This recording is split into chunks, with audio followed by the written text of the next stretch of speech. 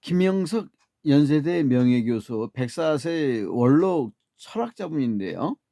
대한민국 질서국가로 가다가 좌절됐다. 지도자의 무지는 사회 악이다. 이런 말씀을 하셨어요. 근데 원로 철학자 김영석 연세대 명예교수가 조선일보와의 인터뷰한 기사가 17일자 기사를 봤어요. 그래서 김 교수는 이번 윤 대통령의 계엄 선포에 대해 전혀 예상 못한 일이라며 오랫동안 한국 근대사를 지켜본 그도 당혹스럽다는 취지를 반영하고 있어요. 보도에 따르면은 그는 윤석열 대통령이 지난 2021년 3월 검찰총장직 사퇴 후 첫 외부 일정으로 만난 어른이었다고 해요. 그러면서 마음그릇이 비어 있다면 정치를 해도 된다. 전문가 의견을 적극 받아들여라. 정치는 혼자 하는 게 아니다라고 조언을 했다고 합니다. 이어 이번 계엄 사태에 대한 원인 중 하나로 김 교수는 리더십 빈곤 문제와 제대로 된 역사관을 지니지 못한 결과로 꼽았어요. 그러면서 시장 경제와 자유민주주의가 성공적으로 정착, 법치국가로 들어섰지만 도덕과 윤리가 앞서는 질서국가로 진입하기 전 다시 권력국가로 후퇴할 위기에 놓였다. 이렇게 말을 했습니다.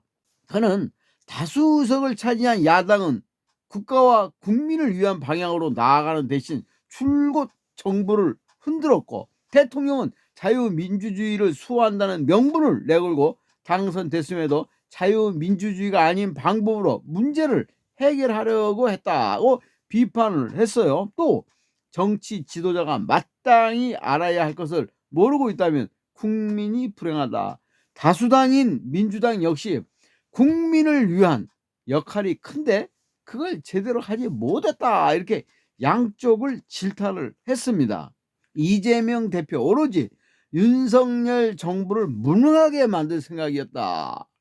그렇다는 거죠. 양비론이죠. 기사 내용으로만 보면 윤석열 대통령과 이재명 대표, 국민의힘과 더불어민주당 모두가 자유민주주의 수호를 위해 질서를 확립하고 시장 경제를 지켜나가야 하는데 그렇지 못했다는 거죠. 양쪽을 함께 비판함으로써 마치 모두가 반성하는 기회로 삼아야 한다는 뜻을 원로 철학자로서 이 사회의 어른으로서 당부하는 듯하게 보이는데, 저는 상당히 공감이 가는 부분이 많다 이렇게 생각했어요. 기사 내용을 더 찬찬히 뜯어보면 전혀 다른 분위기로도 흘러간다 이러는데 한번 들어보시죠. 문답으로 이어지는 시작 부분에서 김영숙 교수의 말을 받아 기자가 대통령뿐 아니라 야당도 책임이 있다는 말씀인가요? 하고 질문하니까 이를 받아 김 교수는 이재명 대표가 과거 문재인 정부의 실정을 극복하고 정권 창출을 위한 정치를 하는 대신 나라와 국민을 위해 잘 이끌어주기를 바랐다는 거예요. 그런데 이제 와서 가만히 보니까 그가 가는 길이 국민이 원하는 것도 아니고 국가가 가야 할 방향도 아니고 오로지 윤석열 정부를 무능하게 만들어서 정권을 쟁취해야겠다는 목표밖에 없었던 것 같다 이렇게 하는데, 이게 상당수 사람들이 여기 대해서 공감하고 저도 100% 공감하는 내용이에요. 근데 이 내용을 상당 사람들은 잘 모르는 것 같아요. 그러니까 지지율이 상당수 높게 나오는데 이걸 정확하게 안다면 그렇게 나올 수가 없는 거죠. 리더라면은 당 리더라면은 대한민국 국민과 국가 그리고 미래를 위해서 일을 해야지, 이 정부를 무능하게 만들어서 정권을 쟁취하겠다는 당과 자신의 목표, 자신의 이익을 위해서 하고 있다면 이게 바로 내란이 아닌가, 저는 그런 생각이 들어요.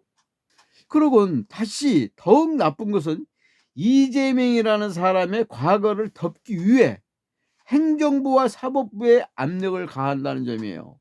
이대로 가게 되면은 대한민국 정치 방향은 이재명 개인을 위한 것이 된다 이렇게 답했는데, 이 지구상에 존재하지 않는 일들이 지금 많이 벌어지고 있어요.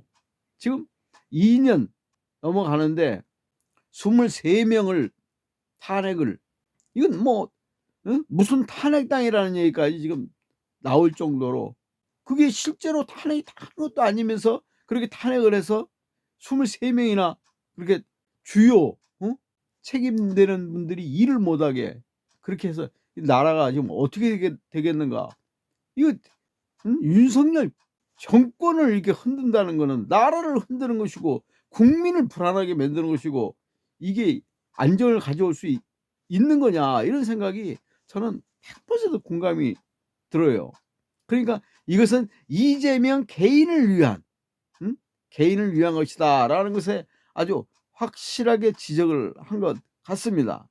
기자가 한 발 물러나는 척하며 그럼 계엄령 선포를 야당이 한 것은 아니지 않습니까? 라고 받아치니까, 그러자 원인 제공은 민주당이 했다.